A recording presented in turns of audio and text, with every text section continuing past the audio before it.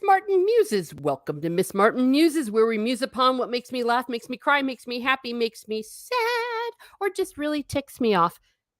I'm not really sure what this makes me feel. Maybe it makes me feel awkward, only because of the possible connotations. But believe it or not, lust is not as racy as you think. Though I think though this is a subject called lust and what to do about it, well, we're going to talk about lust, and I'm mad at Steve Kenobi. Oh, dear me. He just said, go watch Teresa's Lust. No, that is not what's going to happen. But we're going to talk about it. We're looking at it from a theological point of view and a study of lust.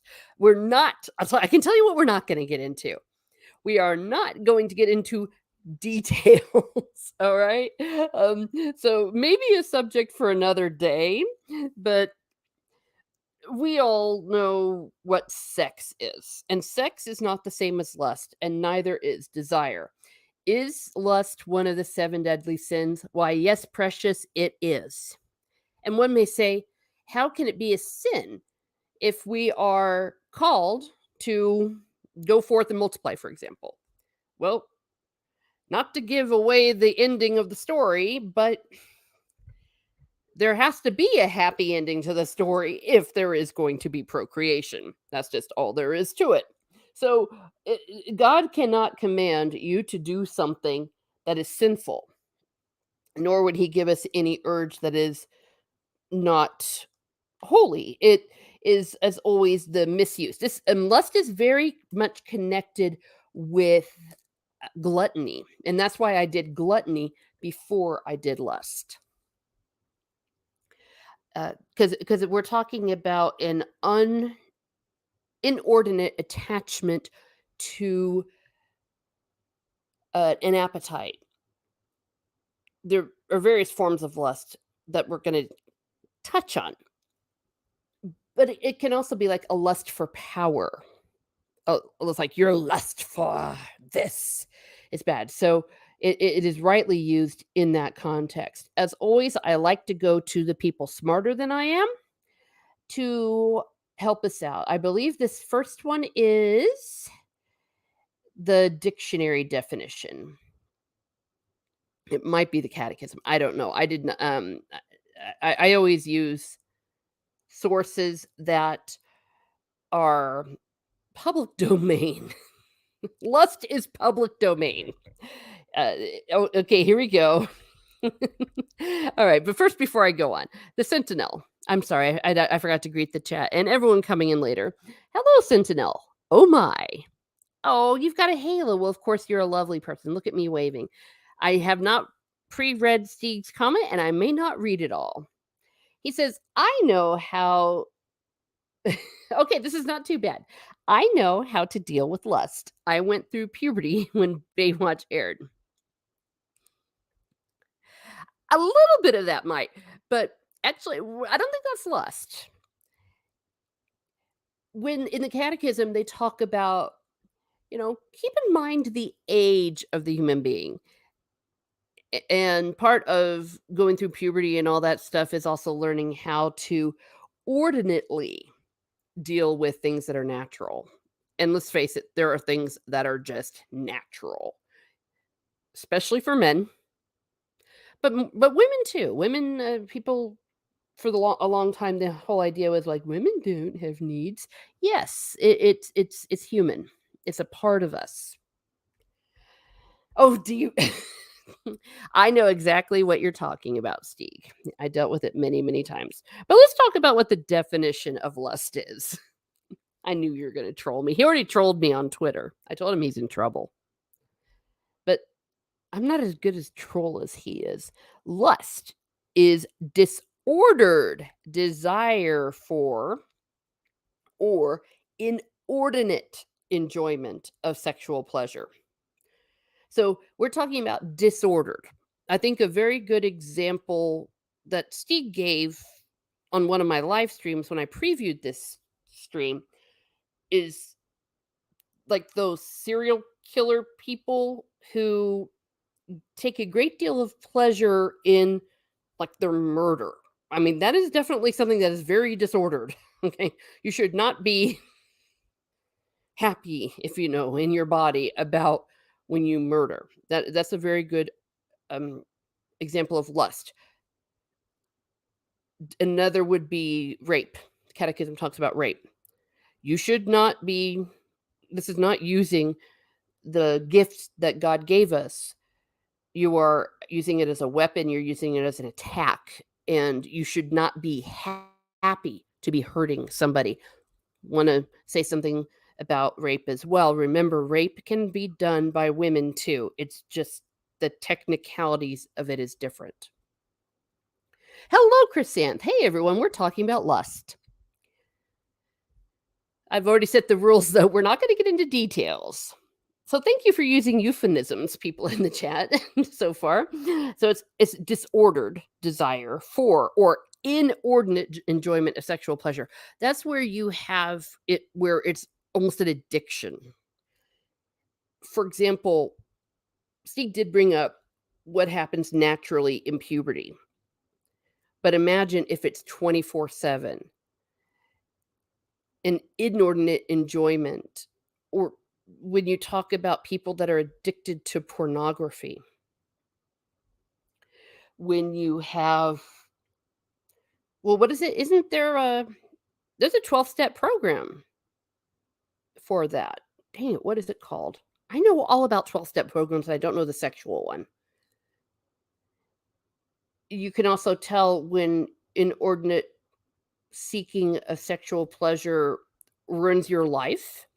I saw a Signs of a Psychopath episode where an individual got addicted to one of those cam girls, but where you have to pay and she'll do things for you, like on the screen and all that. And he got so obsessed when his parents cut off his money because he was spending all his money on this cam girl, he murdered them all.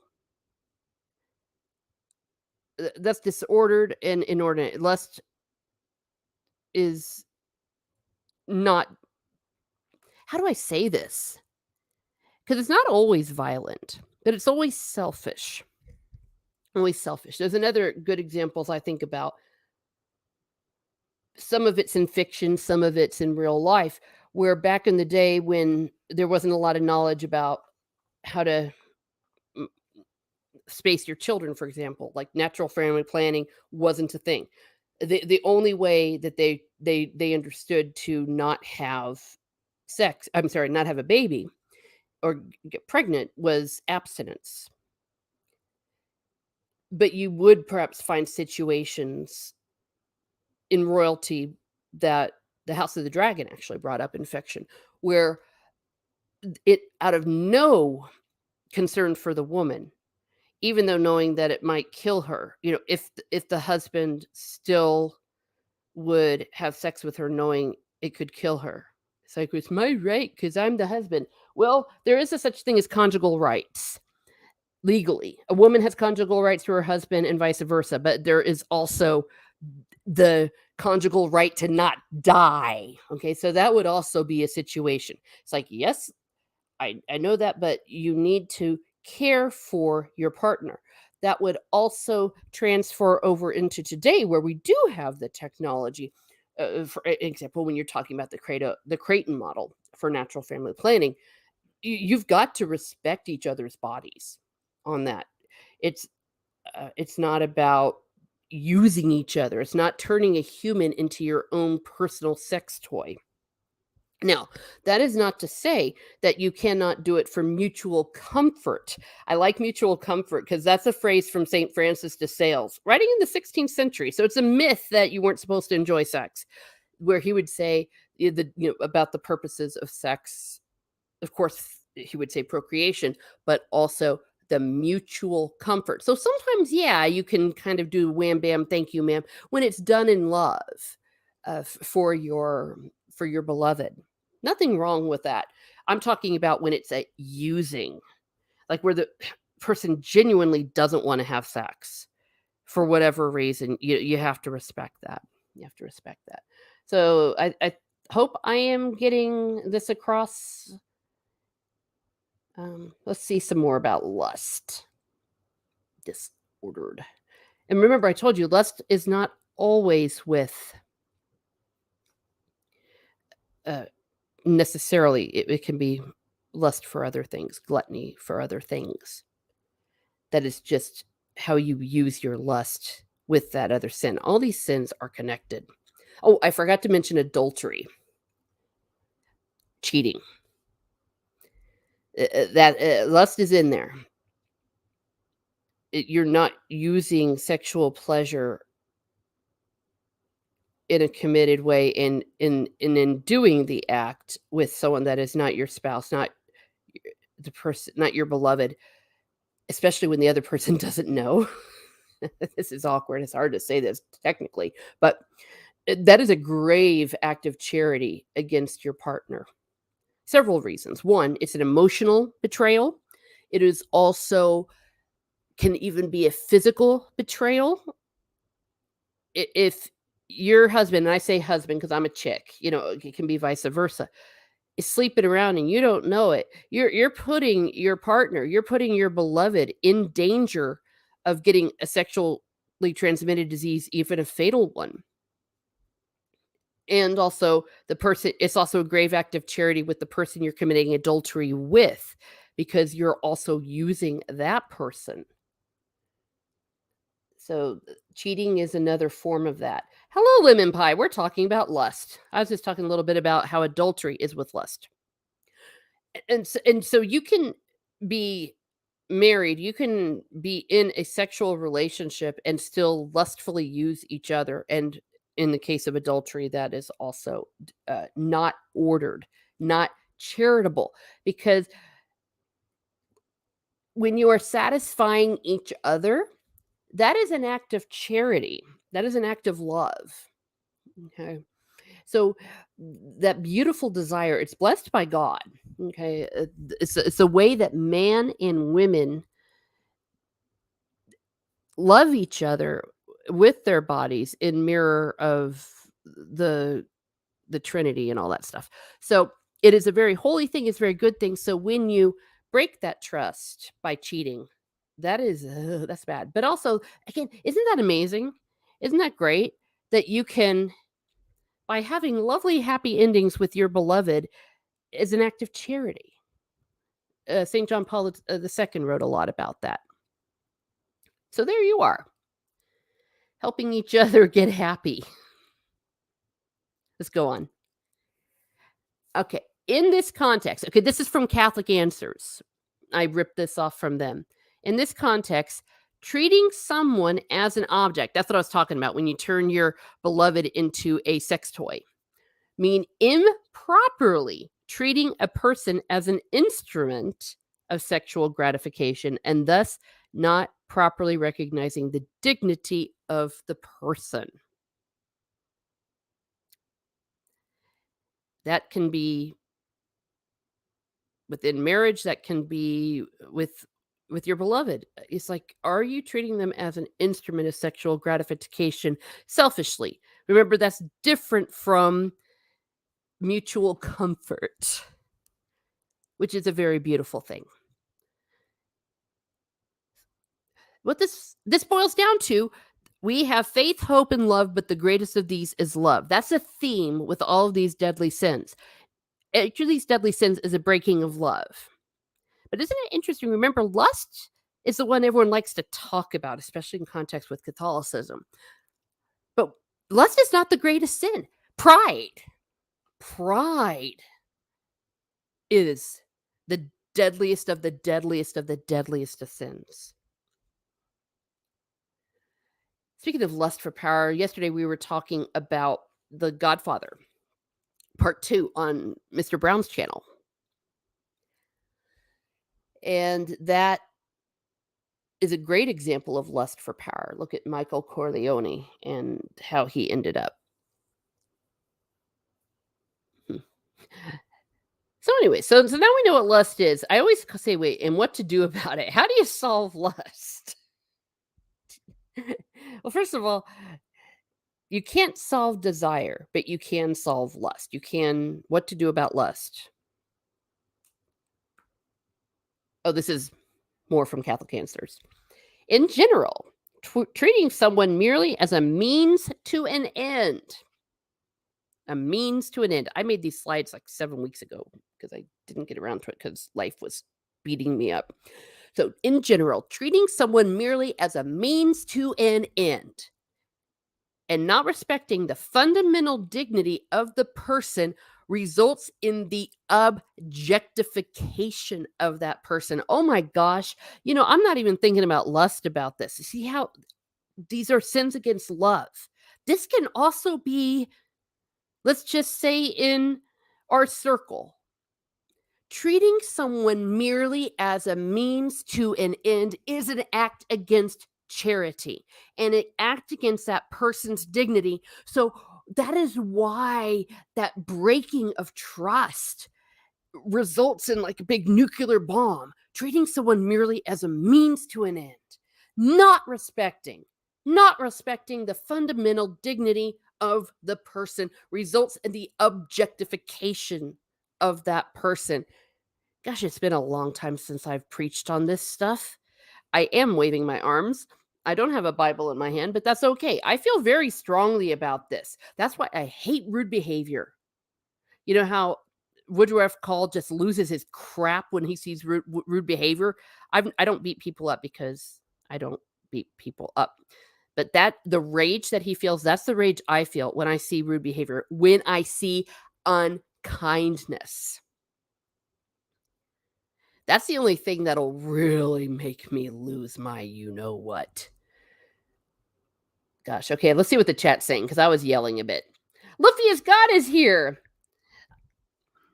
She can be a person and a sex toy. I talked to her. Comment of the evening. I love the Scandinavians. You all are so direct. That's why I like Scandinavians and Germans. They're so direct. I like it. You never know. You never have to guess what they're thinking. But yeah, all of these sins are an act against charity. And the lust for power, I think that is absolutely appropriate in what just triggered me. Treating someone merely as a means to an end and not respecting the fundamental dignity of the person results in the objectification of that person. And then we continue to the next line. Sexual objectification is just one species in a larger genus. You see, so this is in a bigger picture. Okay. Bigger picture. Chris Sant says, yeah, I get really bothered when I see someone treating a service worker poorly. I usually tip more. Absolutely. I used to be a bartender for a while. Tips are everything. Tips are everything, rather. Though for reasons I won't say, I always had a good time with tips. It's not fair. I know it's not fair. Yes. I also lose my crap when I see people treating like janitors at schools, for example. Gosh, I think that's a few times where I've just gone medieval on a little person. Medieval in a charitable way. Yeah, treating a service worker poorly or treating anyone poorly. This is something controversial in my religion. We would include even our worst enemy. No one deserves to be treated poorly. No one deserves to be treated unkindly.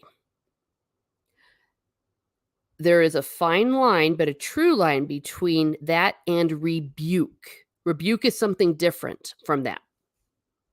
Rebuke is absolutely appropriate.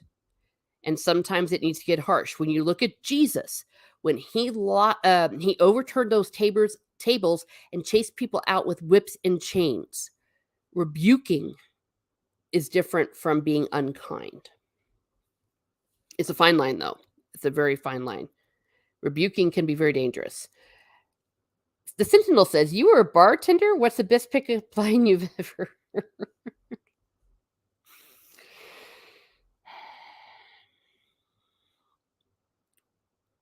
How do I say this? I actually never got a pickup line because the bartending I did was in suites at a certain location. It was a lot of very rich, very old men, and they never tried to pick me up, but they tipped. The hound is here. Woofy woof woof woof, everyone. Well, you just missed my sermon. Maybe that's maybe I missed that. I used to be on the speech. I used to give a lot of speeches. It's been a while. Woofy woof woof, everyone. Lusty. Yeah. Well, unfortunately, it's not as exciting as you think. In general, treating. Oh gosh, I'm going to repeat. Forgive me. I am also a teacher, so if you hear me going through things, maybe even repeating things, it is a method that we do. Sexual objectification is just one species in a larger genus. So there. Maybe now we're going to get to the solution. If not, mea maxima culpa. Yay, we're getting to the solution. The opposite virtue to lust is chastity. Now, chastity gets a bad rap. When people think about chastity, they think of like chastity belts or like nuns sitting around being, "You're all going to hell," wearing a hair shirt and all of that stuff. That has sometimes been a thing in the past, but it is not encouraged anymore. There's other ways to get to practice chastity. The, the dictionary says the state of practice of refraining from extramarital or especially from all sexual intercourse. Yeah. So you can take a vow of chastity. Priests or secular priests, meaning priests that are not monks or friars, they take a promise of chastity. They actually don't have vows. Vows are nuns, sisters, friars, and monks. But single people can also take lifelong private vows of chastity or even public vows of chastity. In that case, because of your state in life, that means no sex. Controversial. How can someone go their whole life without sex? Well, it's possible. A good question. The Sentinel says, "Wait, so you can be the master of your destiny and still be chaste?" I think maybe I'm not sure I entirely understand you. Hello, Lemon Pie. Hello, Bone. Hello, everybody. Yes. Yeah, everyone was hoping that they were going to see my lust. Thank you, Stieg. Wait, so you can be the master of your destiny and still be chaste? Uh, well, yes, because chaste is. Do I have the thing? It can also be abstaining from other things. So again, it's according to your state in life. Married people are called to live chastity. I've already said that if you know for a fact that having sex is going to hurt your spouse, that's a part of chastity. You need to respect your beloved. It's respecting your beloved. Also, chastity in marriage, where there are vows, that that includes adultery. Now, that is how you do a sin against chastity. Married people are called to live chaste. Everyone is called to live chastely in proportion to their vocation. Lynn Pye says, chastity is simply practice of the appropriate sexuality to your state in life. Yes, precisely. Marriage being one possible state. Correct. Correct. It is in respect to your beloved. In the case of religious, it is their beloved is God. In the case of us, our beloved is our partner, the one we love. And it's a very beautiful thing. I mean, isn't it great just giving all your love to someone who, I don't know. I'm not going to go into that anymore, but it is a very, very beautiful thing. And it's hard for people who seek their beloved and don't find it. And it's very sad. I've been there and I've done that. I think in charity, people have a almost a duty. If you know somebody that is seeking a beloved, help them out. Introduce them to people. Find people. I was a matchmaker big time.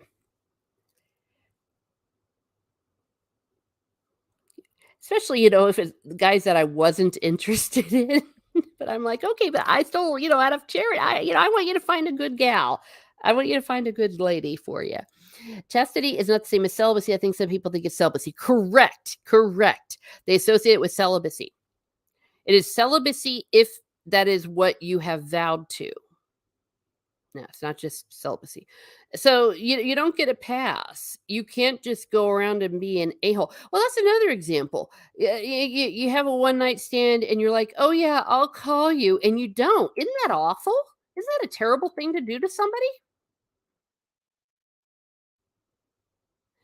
Everyone just needs to have self restraint. Yes, and that's what it comes from. That's why lust is so connected with gluttony. Ah, self discipline is the beginning of self respect. Oh my gosh, you've got it. Mm-hmm. Not enough matchmakers in this world. Correct. We need more matchmakers. You lost me at no sex, says Liffy's God. Christianity needs a better sales pitch. Well, no, I said no sex if that's according to your state in life. I mean, unless you're a Catholic priest, which I don't think you are, that does not apply to you. I'm saying that if that is your choice, then that is how you live chastity. A vow of celibacy is taken voluntarily. And I know lots of priests, lots of religious. I've even had some of my students become priests. It made me cry. But it takes like 12 years. So it's not just like you wake up one day and say, gee whiz, I'm just going to take a vow of celibacy. Actually, if you were to do that, that wouldn't count. Yeah. No, it's not no sex. It's no sex if that's what you choose. But yeah, have sex. I was saying at the beginning, sex is great. Sex is holy. It's so beautiful.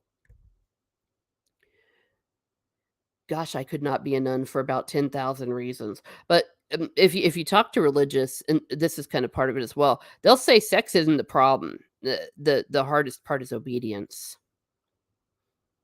Yeah. So you're cool, Luffy. You're a Christian. I think you are. I think you said you were. So we're all good. We're all good. Desire is beautiful. Lust is not. Lust is, and I've said before, for lust is not always connected with sex necessarily. Not enough. Yeah. We need more matchmakers. I've already commented on that, but we do need it. I remember I went through a phase, and one of my friends said, "I've been trying to find someone to introduce you to, but oh my gosh, they're all jerks." I said, I said I wouldn't want you to. It's like, no, that's all right. But yeah, I've been set up, and it's nice. New comment says, okay. Oh, Hounds 3000. Thank you. I feel it is okay to have some lust, but self restraint is important too. Yes. We see lust is not desire. What your body likes, happy endings, all of that is not lust. That's what we call desire. Lust is selfish, disordered, and when you're using and hurting somebody with your bodily functions. We're keeping it chaste here. Okay, Chrisanne says, I've always wondered why Catholic schools don't lead people into religious life. They push everyone into college and don't even give the option to young people. Oh yeah, Catholic schools. Don't get me started on Catholic schools. And I'm saying this as a Catholic. I'm telling you as someone who taught in Catholic schools for half of my career. It's atrocious. American Catholic schools are, for the most part, atrocious at teaching the faith. And if there is a sister or a brother, they are so miserable. Everyone's like, I don't want this. It, I want to give a plug though for the the Nashville Dominicans.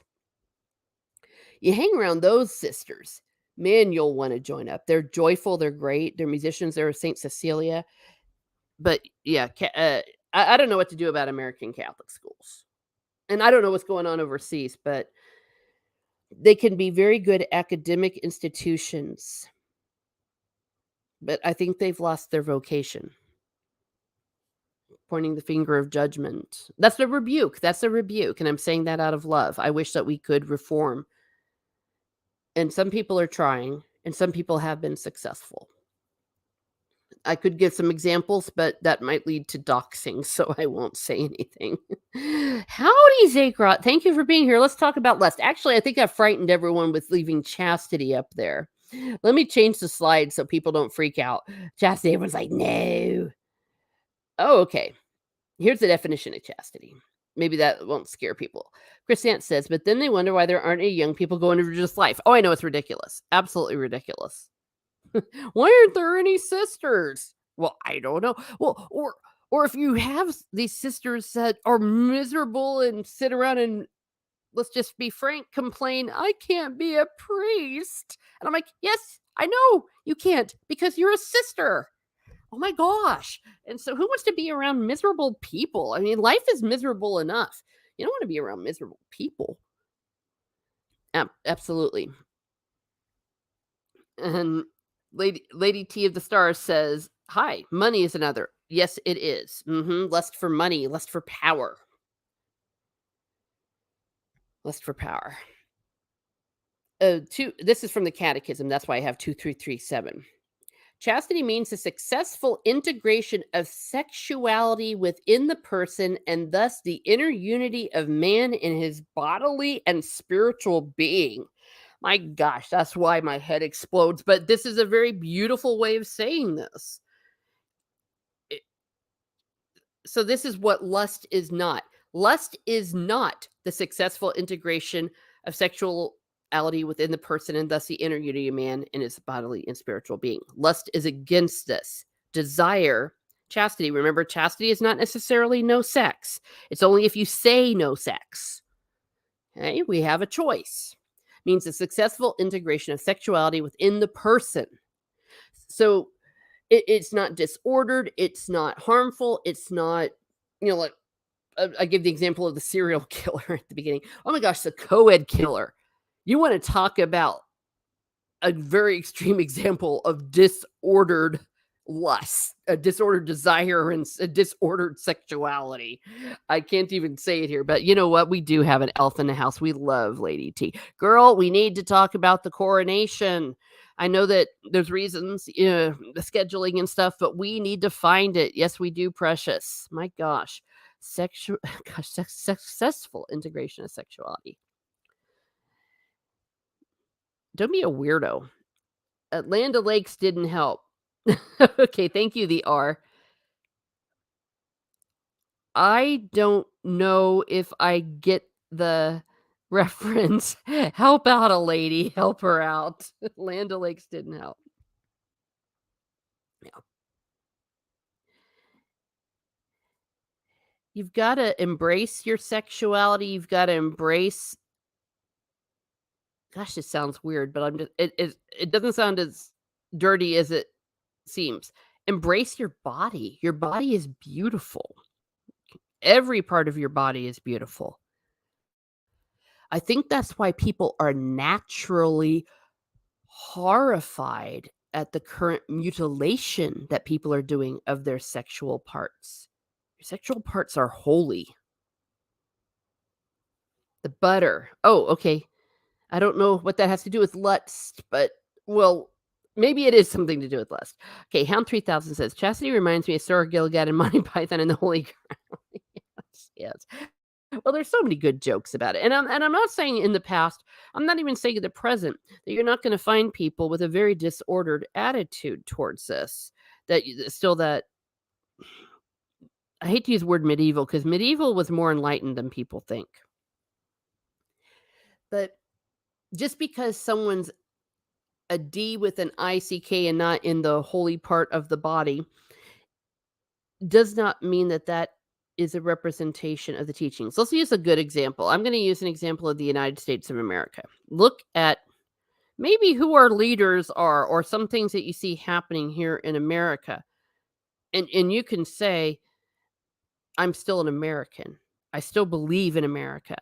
Just because some people are distorting what it means does not mean that America is not still cool. It's the same idea.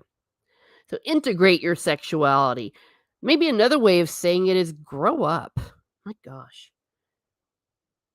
What do I have another slide? I don't think I have another slide. I think that's the end. Yeah. That's the last slide.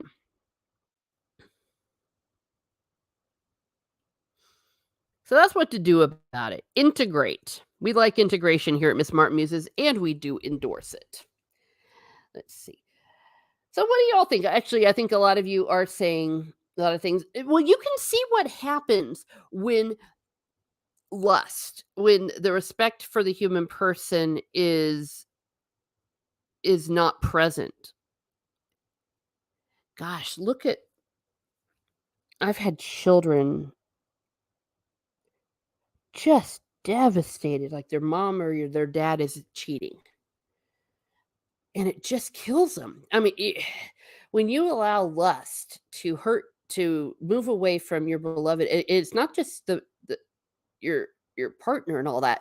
It's also your children. And sometimes one could argue even society. People talk about the breakdown of the family. Now, that is not to say, caveat, if you find yourself in a toxic situation, yes, you have to leave. I'm talking about selfishly throwing it away, selfishly not respecting your beloved. Communication, thinking, if your beloved isn't into something, don't make them do it. I was watching, I watch a lot of true crime where this one guy was trying to force his wife into a threesome. It's like, how horrible. Made her feel guilty and all that? No, for several reasons, I wouldn't have even dated that creep, but that's a whole other story. How awful is that? You have to have communication. It's all about communication and respecting each other. So, let's see. Well, hello there. Gosh darn it. I'm seeing loads of people in here I haven't seen in a long time. I need to talk about lust more often. Lust more often. I remember, Linzer says, I remember when Cher's kid was Chastity, but then became Chaz. Yes, yes. And I don't know what to do about it. I think, though, everyone can agree that minors, I guess if you're an adult and you do it legally, can you stop someone? But oh my gosh, children. You hear a lot, though, of those similar situations where they talk about they don't love their body. Were they taught to love their body? I know I was. But then again, my mom, my mom is the greatest mom on the planet. So maybe everyone didn't have a mother to talk to about these things or a father. I'm I'm a firm believer, like, yeah, you need to talk to the parent of the same sex or a sister, that could guide you. Because it's all about love. You need to love yourself. You need to love your neighbor. Notice I'm not getting too detailed here into like the sacraments and all that.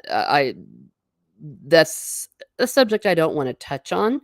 Maybe I'll do it in a seven sacraments thing. But let's see. Lemon Pie says, "I love your body, Larry." From the movie Fletch. Yeah. Gosh, I'm losing viewers. Teresa says, "I love my body." But you know what I mean. There's nothing to be ashamed of. Nothing to be ashamed of.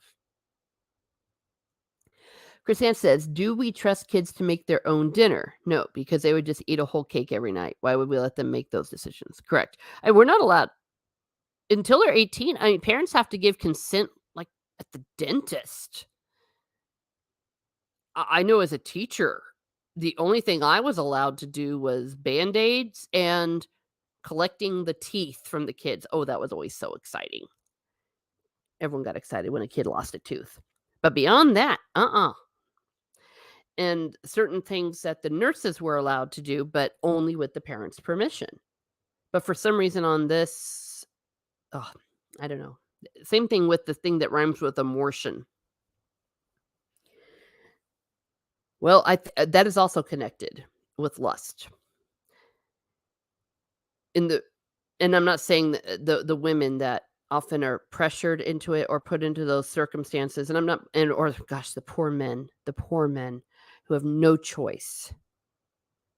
No choice.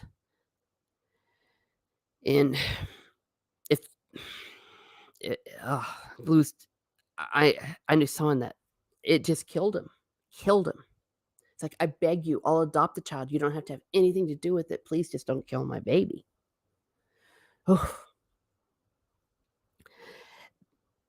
but that's also as a result of lust because people aren't respecting their spouses and or their well, I guess in those cases, it's not spouses. How can you do that to somebody? It's like, it's okay if you get pregnant, you'll just get an abortion. Abortions are so traumatizing for women. Okay, we got Liffey as God. Said, should there be 6 dominant sins? I mean, lust and greed is basically the same. They're related. They're related. That's a good point. Where's a theologian when you need one? Gosh, I wish like Father Miller or somebody was in here to help me out. I'm gonna rip that off and ask Catholic Answers on their radio show or something. Yeah, lust, greed, avarice. Well, they're all connected. And of course, over all of this is pride. Gosh, pride is evil. Stay away from pride. And pride is very much related to narcissism.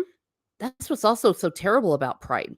You it, it's so hard to cure pride because by its very nature, you cannot self-reflect. One way that I work with pride, and gosh, I struggle with it all the time, is by habitual spiritual exercises. Examination of conscience, frequenting the sacraments, talking with in confession, making checking yourself, self-reflection. And if self-reflection is taught at a young age, it does become habitual. And there's no shame in saying you're sorry. If you've done something wrong, say you're sorry. It's not that hard. Chrisant says, stay away from pride. That'll be tough next month. Oh, that's the joke. Yes. Yes. Lemon Pie says, they are related in that they are both allowing a desire to take over, like gluttony too, but the object of desire is different. Yeah. Oh, good point. My gosh, Lemon Pie. Thank you. Thank you very much. Simba, my whole family is a sin. Wait, what? Cleanser, I'm not sure, but that's a good one. Yeah, that's a good one. Well, we're all sinners. And again, sometimes that's been done with so much judgment. We need less judgment and more love. Less judgment and more love. Judgment is different than rebuke. If someone does something they downright shouldn't be doing, they deserve to be called out and that is an act of love to rebuke. Judgment, something that's different. I joke about pointing the finger of judgment, but usually I'm talking about rebuke. Lemon pie. Oh, LOL. Gosh, lemon pie. Stop it, lemon pie. You make me want to have lemon pie. I haven't had lemon pie since Christmas. Lemon meringue pie. Yeah, so keep these comments coming. They're great. Of course, this is the end of my presentation. So if you got something you want to say about lust, let it out because I don't think I'm going to talk about it again. I was really worried about how to present this. So I took quite a while getting it ready. Quite a while. And then I put it off because I didn't want to talk about it on Easter, though technically we're still in Easter. I think I've done okay. That's gluttony trying to eat a lemon pie on stream, says lemon pie. Yeah. Well, you're the one with the lemon pie. Thank you very much. Thank you very much. I'm gonna keep trying to do maybe these streams. I'm gonna be maybe do some Monday musings. It just really depends. See, life is hard right now for me. I'm not gonna lie. It's very, very hard. And if I didn't have love, I don't know what I would be doing right now. And love does not, remember, always mean love, like romantic love. Love, the love that is a part of love, but love, I have my family, the love that God gives me, the love of everybody, and that sometimes loving somebody is telling them they're wrong. But loving someone also means telling them when they're right. How often have you done that? When I say you, that's the plural you. How often have you gone out of your way to tell someone they're doing something right? No, people usually only hear when they do something wrong, when someone's mad at them. Good one there says that. Glinzer says, "How do people rank 7 cents from worst to least worst?" Well, the worst is pride, and I think the rest are just related to pride. See, the cap, gosh, what? I think, yeah, because pride leads to all the other sins. I think I talked about that earlier. Gee whiz, where's my catechism? I'm gonna cheat. Oh my gosh, I almost lost my Dungeons and Dragons Basing longbow stats here. I need to put them back in my case before I get in trouble before the next game. Check the Bible, perhaps. Yeah, that's tricky because although when the they don't always come out and say, "Okay, children, here are the 7 deadly sins." It's developed through theology, but yeah, pride is talked about a lot in the Bible. But the this man does this, but the proud man does that. I think that's Proverbs. Everybody Google. I think pride is the biggest one, and the rest are under pride. If I'm wrong, guess what? I'm gonna admit I'm wrong because guess who's not God? Me. Oh, but Luffy. Oh, you know who is God? Luffy. Luffy, you are God. Luffy, you're awesome. All the time, my siblings are great parents and beautiful human beings. So I tell them, "Oh, Luffy, good for you. Do it." Well, here's the other thing. You don't know. You do not know how long you have with your loved ones. Whether it's having elderly parents or just anyone.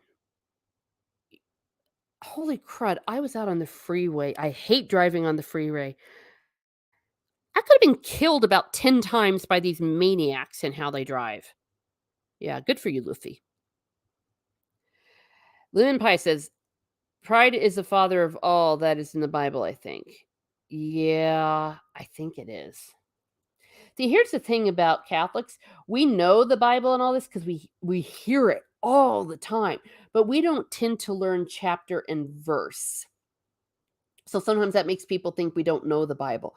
We're just so used to hearing the Bible and the whole chapter and verse thing. That's not in our custom. Pride in the Bible. Let me Google that. Or someone Google for me. Google. When Proverbs 11:2. When pride comes, then comes disgrace, but with humility comes wisdom. Proverbs 16:5. The Lord detests all the proud of heart. Be sure of this. They will not go unpunished. They will not go unpunished. And you know how they get punished? Oh my gosh, I've seen this so many times. They will get punished. The proud will, by being given what they want. That's why I always say when you see pride, when you see a proud person, leave them alone. They will reap what they sow. I have seen it. It happens. And if I get schadenfreude about it, well, I will. Every now and then, I've had to maybe confess it because my schadenfreude got too Freude. Confessor keeps me in line. Confession's a beautiful thing. Chrisanne says, "That's kinda funny because it's almost like Catholics learn the Bible through oral tradition." Yes, we do. Yes, and we always have. Yeah, we do. We tend to hear the Bible and meditate on the Bible. If you that's why if you go to churches, proper churches, gosh, some Catholic parishes are atrocious. When we see the statues and the pictures and all that, that's how we learn, and it's been so much a part of our tradition because let's just think about it. For the most of our time, Christianity, most people couldn't read, and books weren't available. That's why the Bible, the, the invention of the printing press changed the world. That's when books came in, but if you think about it, what you get through osmosis and all that, that's how it gets into your heart, and that's why things like the rosary are so good for learning the Bible. Yeah. Even today in mass, oh my gosh, every single word is from the Bible. A lot of people don't realize that the book of Revelation is just the mass. You're living the book of Revelation every time you go to mass. I'm gonna Catholic explain mass another time. I think I have one more sin left. 3 types of pride: dignity, superiority, and arrogance. Oh, yeah. I know we're getting into pride. We're supposed to talk about lust, but I think we covered lust pretty well. I think this has been a really good conversation. Faith, hope, and love, but the greatest of these is love.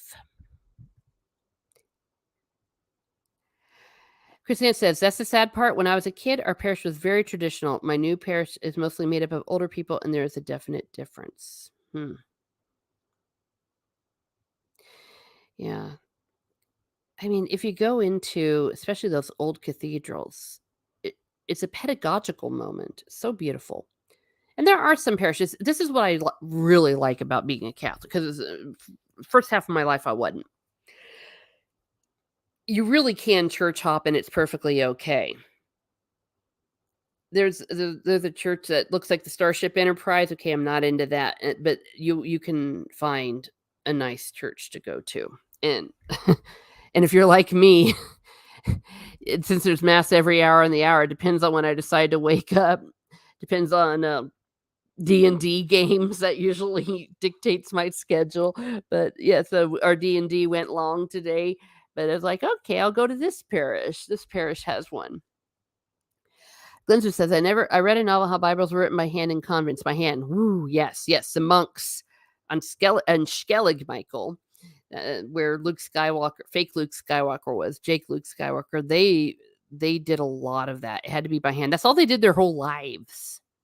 Like your whole life's work was just to copy books over and over and over again in scriptoriums.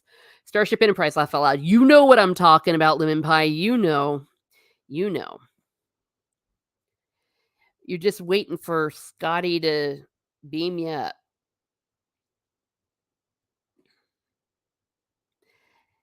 But this relates to good habits. Good habits. Good habits breed good actions. Ye reap what ye sow. If you want to use someone as an object of your lust in a cruel, selfish way, you will reap what you sow. But that's what makes lust so terrible, though. It's not just you. It's other people that gets hurt. And that's why sins are sins. Sometimes people say, well, what is it? How does it bother you if someone sins? Well, yes, it does. For example, look on the streets of any city now. I think it bothers people when people decide to sin. When they hurt other people, look what happens. Look what happens. Chrisanne says, I've been sick all weekend, so I missed my first mass as an usher. To confession, I go this week. Ah, okay. But, if you missed because you were sick, that's not a sin. That's not a sin. But sorry about the usher thing because ushers are awesome. Ooh, if there's one thing I love about COVID, the only thing I liked about what happened during COVID, during the sign of peace, people quit shaking hands and instead we just kind of give a hand blessing or something and don't. Oh, I was so happy. So happy. Because it take a silent sign of peace is far more spiritual and integrated into the liturgy than shaking hands. So, yay. One good thing. One good thing. I will admit, though, I still have not drunk from the chalice since COVID. Yeah, I still drink from the chalice because that's not drinking alcohol, but I haven't since before COVID. Hound 3000 says, monks and nuns during medieval times were some of the most literate and artistic people of the time, ain't it? Yes, absolutely. That's why I always tell people, obviously my vocation is what it is. But if I had lived in the Middle Ages, I would have gone into a nunnery as soon as you can. That was how a woman could get educated. And they had autonomy, they had leadership, they were doctors, they were nurses, and all. That's why they started the hospitals. That's why the great doctors of the church were nuns. Saint Teresa of Avila, the great Carmelite, the other great Carmelite, the little flower, my namesake. Saint Therese of Lisieux was a doctor, is a doctor of the church. And Hildegard von Bingen, she's a doctor of the church. She was also a nun. Saint Catherine of Siena was a third order Dominican, I believe. She's also a doctor of the church because they were educated. Yeah. They got what the other people didn't. But women were starting to kind of be more educated, and during the humanism movement, the Christian humanism movement, and I'm thinking of England, the Reformation kind of put a little bit of a halt on that, but that's the story for another day. Lemon Pie says, I don't like handshakes with strangers anywhere, but a bit of germaphobe. Yes. And it really makes sense. Ew. And I'm not even talking about COVID. It's like, gosh, that's where you get things. And at mass during the sign of peace, man, you'd be shaking hands with like 10, 15 people. Oh, I just love the fact that we do a silent blessing to each other. I mean, we'll say peace be with you, but it's actually, again, it's more spiritual. Christiane says, I know I'm nervously wiping any sweat off my hands on the pants before the blessing. And the atrocious attitude of holding hands during the Our Father, that's not even part of the liturgy. That's ridiculous. I'm glad that stopped too. Lemon Pie says, I just now realized need some hugs is part of your name and now not a plea. You kept making hound. Yeah, give that hound some hugs. Hey, I believe in giving hounds hugs. Yeah, I know we're getting a little bit off topic away from lust, but I think it is all connected because we're talking about love. Friendship. Gosh, friendship is one of the greatest forms of love. If you've ever seen the miniseries North and South and read the book, of course, is always better, but the miniseries was amazing. Ori and George, their friendship, holy crud, was that amazing. Lemon Pie, woof woof. Yes, we believe in dogs here at Miss Smart Muses, though I am being hounded by cats. Haha, hounded.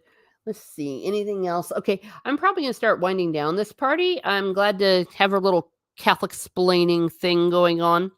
But like all of these deadly sins, they are universal. They're universal. Muslim and pie. Oh, bark, bark. Everyone's talking in dog language. We need snortopupus. We need bear representation. I think Bone was in earlier, isn't he a cat? Oh well. All right, well, we're going to wind this down. I want to thank everyone that's been in here talking about lust. Lemon Pie, Hound 3000, Chrysanth, Glenzer, Luffy is God. Did I miss anybody? I don't think I did. Oh, Lady T of the Stars. The R was here. Zakrot 315. The Sentinel, thank you for being here. Bone. And, Stieg, of course, trolled me a little bit. He wasn't wrong, though. He wasn't wrong. Thank you for being here. Have a great night, everyone. Thank you for the stream. I look forward to more. Well, thank you. I forget what the last sin is. I think it's laziness. Sloth. That's it. Sloth is the last one. And then maybe I'll Catholic swing the Mass. I've just found I like to do these things on Sundays because, it's Sunday. And then the rest of the days I'll talk about something else. What am I talking about tomorrow? I really do have something I was thinking about talking about tomorrow, and I totally forget what it was. It will really depend. But for those of you that are inclined to pray, please continue to pray for me because I really need them. Need that support.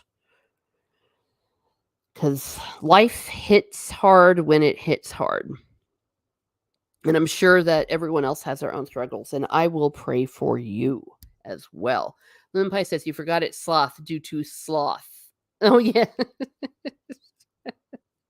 Thank you, Lemon Pie. All right, well, that's the end of this party. Have a great day, everyone. Have a great day. And remember not to you see, oh gosh. What does it say? Remember to successfully integrate your sexuality within your person and thus the inner unity of yourself in your bodily and spiritual being. Good night.